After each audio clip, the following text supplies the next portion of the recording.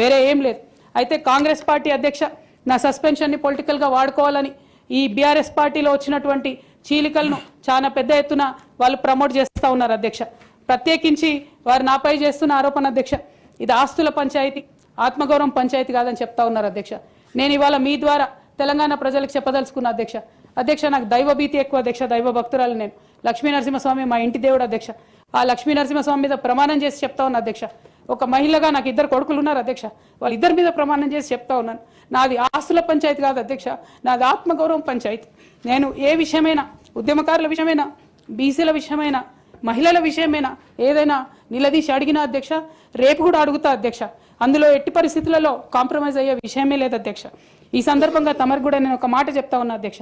మన రాష్ట్రంలో 17 లోక్సభ స్థానాలు ఉంటాయి అధ్యక్ష, ఒకటే ఒక ఉమెన్ ఎంపీ అధ్యక్ష. 119 అసెంబ్లీ సీట్లు ఉంటాయి అధ్యక్ష. అన్ని పార్టీలు కలిపి 8 మంది ఉన్నారు అధ్యక్ష మహిళలు. 40 మంది ఉన్న ఈ శాసన మండలిలో 3 ఉన్నాం అధ్యక్ష లేడీస్. మేము ఇక నేను పోతే 2 మిగులుతారు అధ్యక్ష. కానీ ఎంత అన్యాయం అంటే అధ్యక్ష, ఎంత మహిళలు అంటే పొలిటికల్ పార్టీస్కైనా ఆఖరికి కౌన్సిల్ కూడా అధ్యక్ష. నేను నిన్న మొన్న ఫామ్స్ సైన్ చేస్తున్నా అధ్యక్ష, ఎక్కడా కూడా సభ్యురాలని లేదు అధ్యక్ష.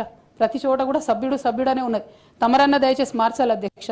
ఈ మొత్తం 4 కోట్ల మంది ప్రజల్లో అధ్యక్ష మహిళల యొక్క పర్సెంటేజ్ అధ్యక్ష మన రాష్ట్రంలో ఇంత అధ్యక్ష, 0.00003% అధ్యక్ష. ఇది మాకుండే రాజకీయమైనటువంటి రిప్రజెంటేషన్ అధ్యక్ష.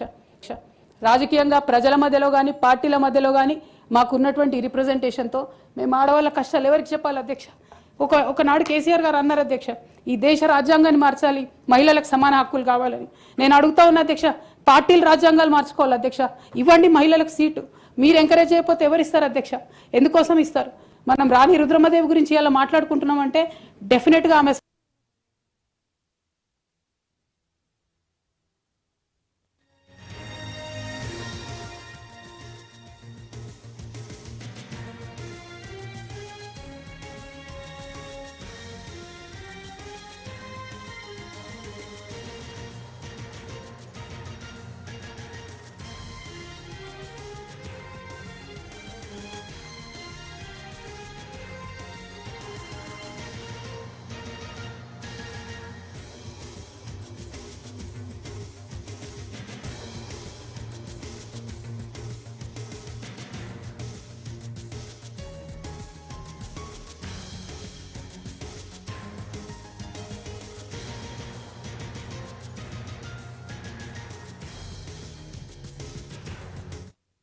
వేయడానికి చేస్తున్నటువంటి ప్రయత్నాలని అడ్డుకట్ట వేయడానికి మొదటి రోజు నుంచే ప్రయత్నం జరిగింది అధ్యక్ష.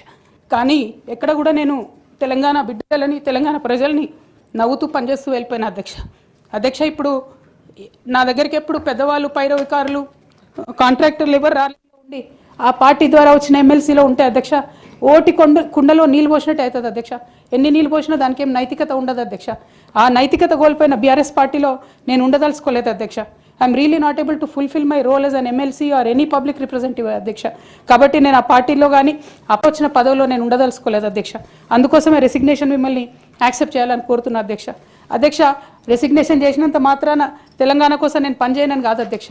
ఒకనాడు స్వాతంత్ర సంగ్రామంలో ఉన్నప్పుడు అధ్యక్ష మొదలు కాంగ్రెస్ పార్టీలోనే ఉండే అధ్యక్ష, భగత్ సింగ్ కానీ, సుభాష్ చంద్రబోస్ కానీ, ఇట్లాంటి వాళ్ళందరూ. కానీ తర్వాత వాళ్ళ ఫిలాసఫీ వెతుక్కొని వాళ్ళ దారి వాళ్ళు వెతుక్కొని పోయినారు అధ్యక్ష. పార్టీలు వేరైనంత మాత్రాన, దారులు వేరైనంత మాత్రాన అధ్యక్ష లక్ష్యం ఒకటే కాదని కాదు అధ్యక్ష. నా లక్ష్యం ఎప్పటికైనా ఒకటే అధ్యక్ష, తెలంగాణ బాగుండాలి, తెలంగాణ ప్రజలు బాగుండాలి, వాళ్ళ కోసం పనిచేయాలి అధ్యక్ష. దానికోసం నేను ఖచ్చితంగా పనిచేస్తూనే